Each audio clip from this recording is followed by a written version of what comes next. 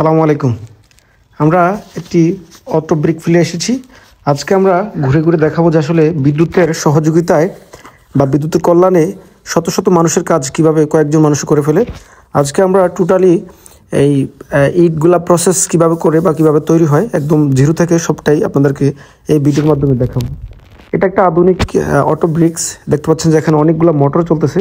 প্রথমে যদি দেখাই যে এই যে দেখতে পাচ্ছেন যে ওই ট্রেতে মাটিগুলা প্রথমে দেওয়া হয়, তারপর এই মাটিগুলা ওই মোটরের সাহায্যে এই এই যে বেল্টগুলোর মাধ্যমে এই যে লাস্ট মেশিন দেখতে পাচ্ছেন বড় যে মেশিনটা, এই মেশিনটাতে আসার পরে এই মেশিনটা থেকে এই যে ইটগুলো একদম কাদাগুলো একসাথে মিক্সড হয়ে এরকম যে ইট আকারে দেখতে পাচ্ছেন যে এরকম একটা ট্রেতে করে এই যে রুলিং হয়ে এগুলো যে ঘুরে ঘুরে এই যে একদম ইটের মতো করে হয়ে এই যে বড়ো যে রোলটা আছে এইটা মোটর সাহায্যে এগুলো দিয়ে ঘুরিয়ে ঘুরে এই ইটগুলাকে সামনে একদম নিয়ে যায়।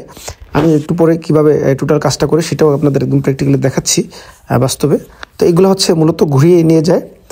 যদি একটু দেখাই, দেখতে পাচ্ছেন যে পরবর্তীতে এই যে এখানে সুতার মতো যেগুলো দেখতে পাচ্ছেন, এই সুতাগুলোর মধ্যে হচ্ছে প্রতিটা ইটকে আলাদা করা হয়।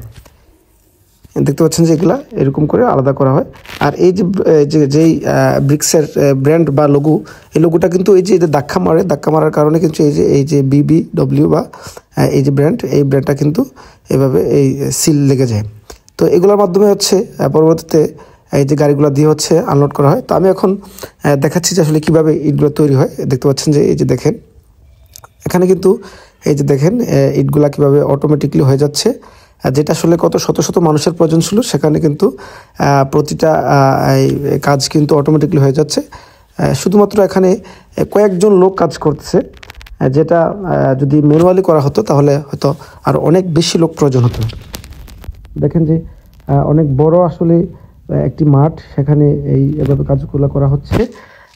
অল্প কয়েকজন মানুষই প্রতিদিন হয়তো বা কত লক্ষ লক্ষ পিচ ইট তৈরি হয়ে যাচ্ছে। আমি একদম কাছ থেকে গিয়ে আপনাদের একটু দেখাচ্ছি। এই যে দেখেন যে এই যে রোলগুলোর মাধ্যমে কিন্তু এই যে এই মাটিগুলো উঠতেছে, শুকনা মাটিগুলো যাচ্ছে।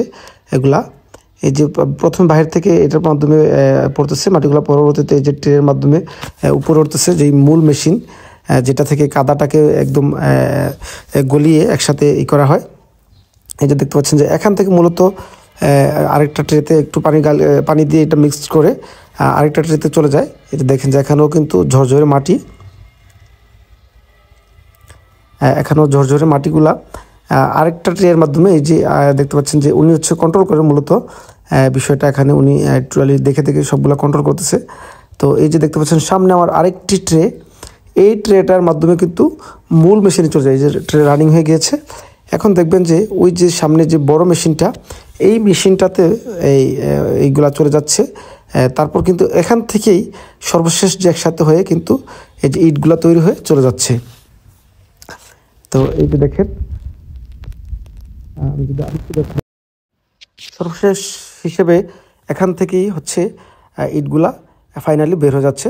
তারপর গিয়ে ওখানে গিয়ে বাইরে যেই চুলি থাকে ওনাদের, যেখানে আগুনের তাপ দেওয়া হয়, সেই তাপে ঢুকে যাবে। ওখান থেকে অটোমেটিকলি পুরো একদম ইট হয়ে যাবে।